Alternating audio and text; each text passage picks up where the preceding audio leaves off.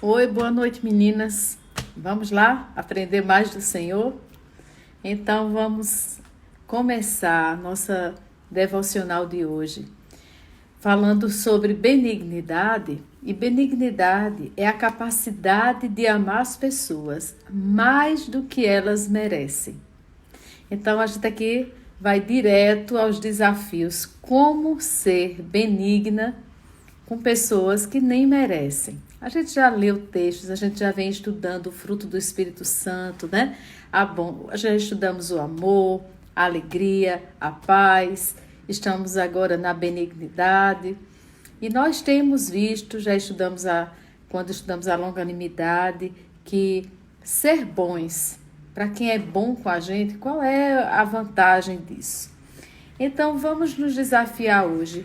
Já sabemos que nós não odiamos por quem oramos.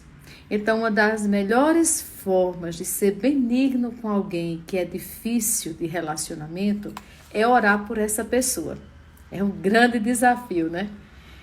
E confessar maldades que já cometemos.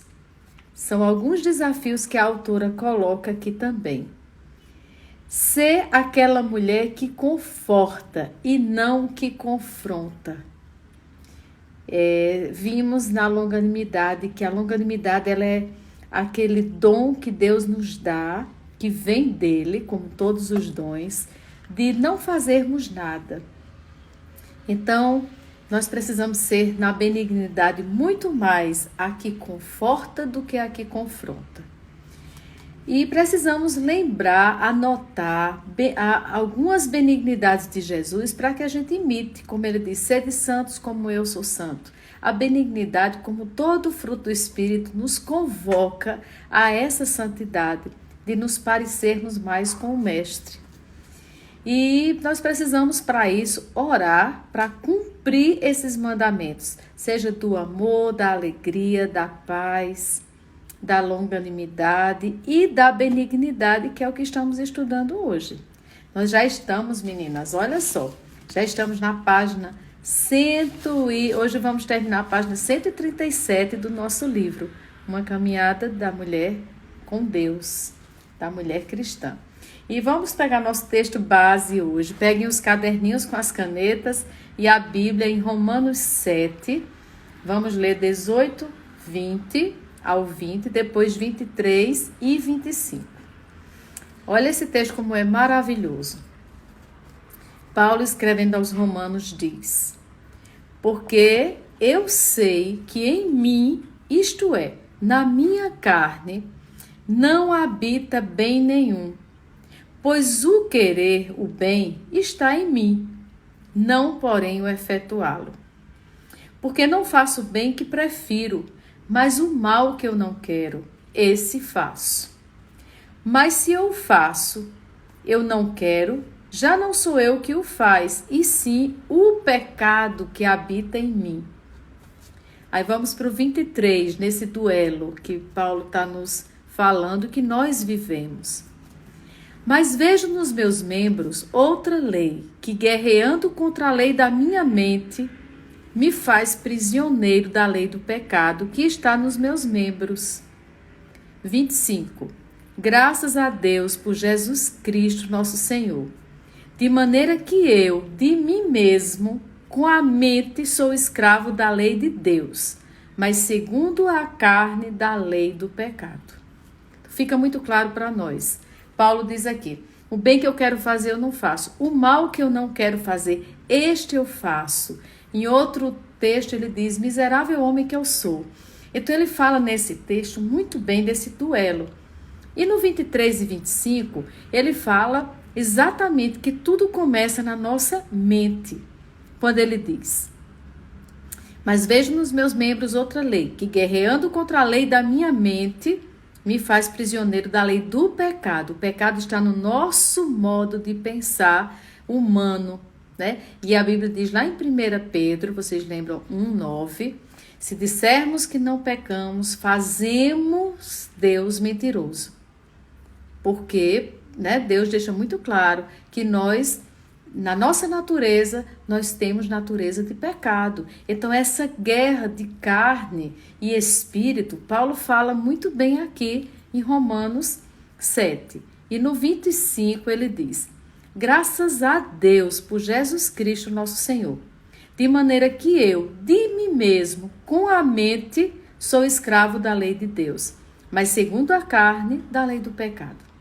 Essa é a grande luta, queridas. Ainda que tenhamos um encontro real, genuíno, verdadeiro com Cristo como Senhor e como Salvador, nós ainda vamos viver na carne, na nossa carne, essa batalha da mente, né? A mente que a Bíblia diz, vós tendes a mente de Cristo. Então, nós temos um novo nascimento em Cristo, mas a nossa carne, os nossos desejos se inclinam para fazer os prazeres, os impulsos, né, os nossos instintos primitivos. E essa luta faz com que muitas vezes a gente deixe de ser bons para o outro, porque nós colocamos o ego na frente de Deus.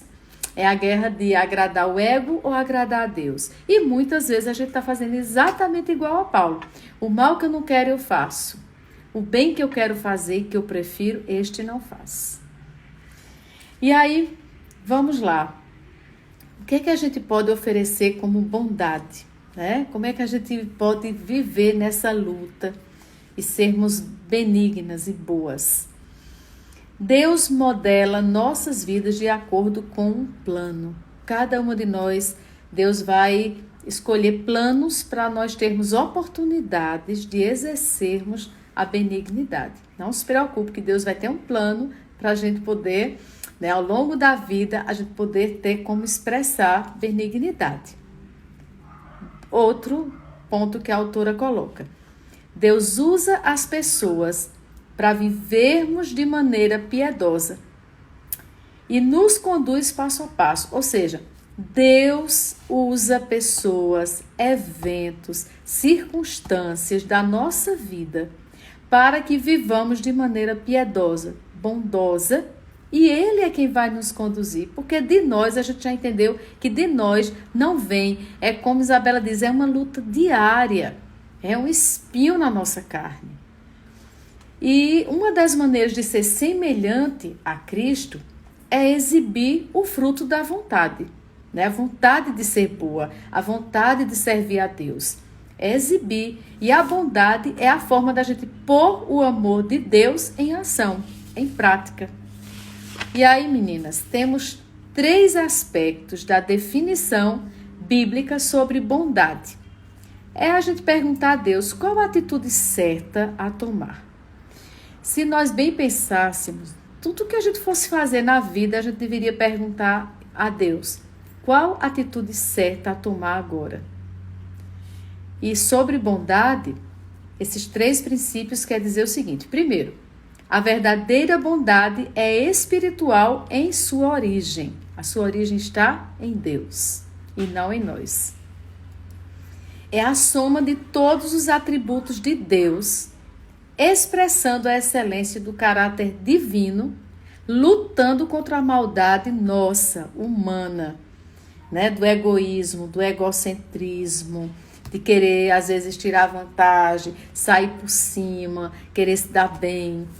Ou seja, é o pecado da maldade lutando contra a vontade divina de Deus de ser bom em nós e através de nós. Segundo princípio, a bondade, ela é ativa, é querer praticar o bem, é desejar praticar o bem. E ela glorifica a Deus, é Deus em nós, através da nossa bondade. Nós já vimos isso. E terceiro princípio, bondade é decisão, é disposição, é eu escolher, você escolher e não revidar o mal, é escolher fazer o bem. E a bondade, ela faz tudo para demonstrar. Ela é ativa quando ela se dedica ao outro. E eu queria convidar vocês a Efésios 5:2. Nós temos somente mais 4 minutos, mas vamos para Efésios 5:2. Olha que exortação maravilhosa. Andai em amor, como também Cristo nos amou e se entregou a si mesmo por nós, lá naquela cruz, né?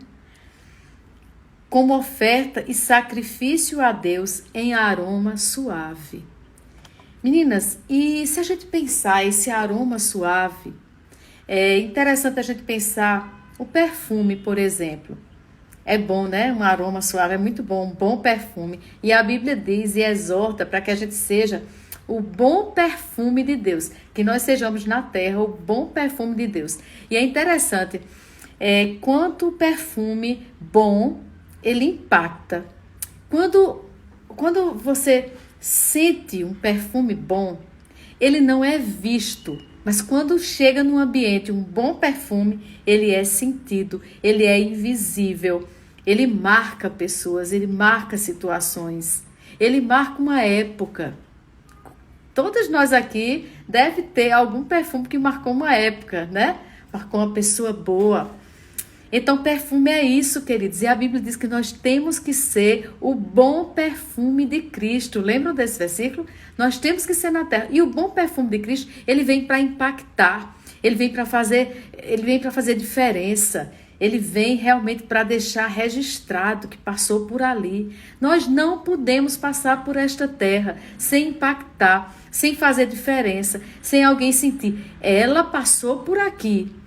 Eu senti o cheiro dela nesta terra. Nós temos que ser essa mulher, né, que marca, que deixa o seu aroma suave. Olha aqui, andai em amor, como também Cristo nos amou e se entregou a si mesmo por nós, como oferta e sacrifício a Deus em aroma suave. E no outro texto, que eu não vou procurar agora, mas a Bíblia diz exatamente isso, que nós temos que ser o bom perfume de Cristo. Lembrem disso, o perfume não é visto, ele é só sentido, mas ele causa impacto.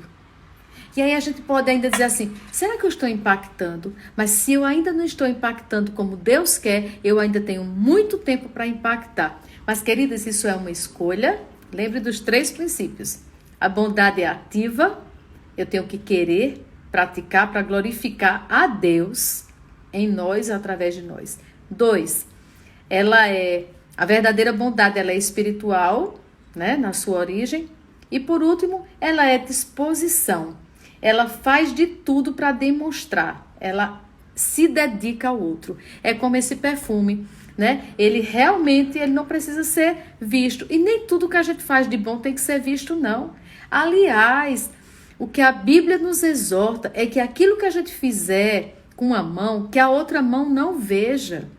E aí, queridas, a expressão andar em bondade, né, que a gente já viu em Efésios 5:2, que é isso, andai em amor como Cristo se entregou, se sacrificou. Essa expressão andar em amor quer dizer andar em novidade de vida, tem que alguma coisa em nós acontecer de novo, de diferente, para provar que nós realmente somos o bom perfume de Cristo. Tem que ser bom. A gente não pode ser aquele perfume ruim que quando você sente num ambiente alguém com perfume ruim, dá dor de cabeça, dá enxaqueca. Você quer sair daquele ambiente porque você está insuportável. Infelizmente tem pessoas, quando Deus coloca isso, que a gente deve ser um aroma suave, no outro canto ele diz que a gente tem que ser um bom perfume de Cristo. Queridas, eu só lembro quando eu sinto um perfume ruim, me dá mal-estar. E aí nós temos que pensar, na terra nós estamos causando bem-estar ou mal-estar nas pessoas. É muito sério isso. E a Bíblia faz assim umas comparações que eu acho extremamente inteligentes. E lembrando, temos que andar em novidade de vida, de modo digno da vocação que fomos chamadas. Lembra? Já lemos em Efésios 4:1. Andar em novidade de vida. Anotem Romanos 6:4, para vocês fazerem a leitura em casa. Lembrando, até quando magoadas, devemos ser longânimas, que quer dizer faça nada, é o fazer nada. Já a benignidade é fazer alguma coisa, ainda quando magoadas. É praticar atos de bondade, porque a bondade é a única forma da gente colocar o amor de Deus em ação. E aí, meninas, bondade é a responsabilidade que Deus atribuiu a nós. É a responsabilidade que Ele confiou a nós. Olha como isso é forte. E, para concluir, a gente vai lá para Tito 2, 5 e 7. Diz o quê? Tito 2, 5 e 7. Falando aqui para as mulheres. Serem sensatas, honestas, boas donas de casa, bondosas, sujeitas ao marido, para que a palavra de Deus não seja difamada. Aqui falando no 7. Torna-te pessoalmente padrão de boas obras. No ensino, mostra integridade, reverência. O 8. Linguagem sadia, irrepreensível, para que o adversário seja envergonhado, não tendo indignidade nenhuma a dizer a nosso respeito. Quanto aos servos, aqueles que trabalham, que sejam em tudo obedientes ao seu Senhor, dando-lhe motivo de satisfação. Não sejam respondões. 10. Não furtem, pelo contrário, deem prova de toda fidelidade, a fim de ornarem em todas as coisas a doutrina de Deus, nosso Salvador. Aqui é muito claro, em Tito 2, do 5 ao 10. A gente pode estender até o 10. Deus está dizendo, não furtem, sejam fiéis, como empregados, não dê satisfação ao seu patrão, não seja respondão. Na linguagem, né, quantas mulheres até vão falar de um filho, isso é uma benção, né? E aí assim a gente vê, meu Deus, quanta falta de sabedoria, fala mal de outras, fala mal da própria família, fala mal do marido, expõe. E aí aqui está dizendo, ó, na linguagem seja sadia e irrepreensível. No 7, torna-te padrão de boas obras. No ensino, integridade. Sejam sensatas, versículo 5, honestas, boas donas de casa, bondosas. E aí, querido, tudo isso para que a palavra de Deus não seja difamada. Tudo isso para que nós possamos, assim como Spurgeon diz aqui, ó, seria melhor atravessar o Atlântico dentro de um barco de papel do que tentar alcançar o céu mediante as obras. Tudo isso que a gente precisa viver está lá em Efésios 2, lembra 8, 9 e 10 que vimos no devocional passado, que diz, pela graça sois salvos, mediante a fé, e isso não vem de vós, é dom de Deus, não vem das obras, para que ninguém se glorie. Porém, fomos feituras suas, criados em Cristo Jesus, para as boas obras, as quais Deus de antemão preparou, para que andássemos nelas. Não, como Spurgeon diz, não para que a gente pudesse, mediante as obras, alcançar o céu. Seria melhor atravessar de barco de papel. As obras, elas são somente para que nós possamos provar, né, a reação de fazer o bem, de abençoar, particularmente as pessoas, porque nós temos a Cristo e somos de Cristo. E podemos dizer, eu sou cristão. Por quê? Porque eu ando em novidade de vida, eu ando, né, como Ele fez as obras para que andássemos nelas. Que Deus nos abençoe. Até sábado, às 9 horas, se Deus assim nos permitir, a gente vai concluir esse fruto do Espírito Santo, que é a benignidade, e a gente já vai entrar na fidelidade. Queridas, e aí, fidelidade é assim, tremendo, desafiador. Eu estou sendo muito abençoada, eu sei que vocês também vocês estão levando a sério. Quando eu vejo os caderninhos, ainda fica o desafio. Mandem a foto dos caderninhos de vocês, tá? Para eu ver se vocês estão anotando os versículos. E tem mais um versículo aí para vocês lerem também. 1 Timóteo 5:10, 1 Timóteo 2, 9 e 10, tá? Então, anota esses versículos para que vocês possam também estar sendo cheias, enriquecidas, desafiadas pela palavra de Deus. Até sábado, se Deus permitir.